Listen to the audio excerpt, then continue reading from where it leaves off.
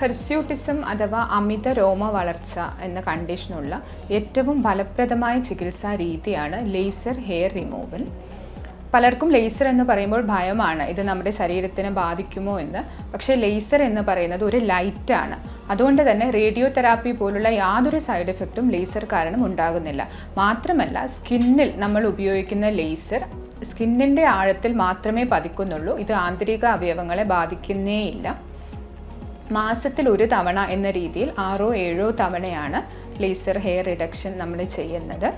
ഇത് ഒട്ടും വേദന ഇല്ലാത്ത ഒരു പ്രൊസീജിയറാണ്. ലേസറിന് വരുന്നതിന് മുൻപ് നിങ്ങൾ ശ്രദ്ധിക്കേണ്ട ഒരു കാര്യം, ആ ഭാഗം ബ്ലീച്ച് ചെയ്യുകയോ ഹെയർ പ്ലക്ക് ചെയ്യുകയോ ചെയ്യരുത്. കാരണം ആ ബ്ലാക്ക് കളറുള്ള ഹെയറിൻ്റെ റൂട്ടിനെയാണ് ലേസർ ലൈറ്റ് ഐഡൻറ്റിഫൈ ചെയ്യുകയും നശിപ്പിക്കുകയും ചെയ്യുന്നത്. Thank you.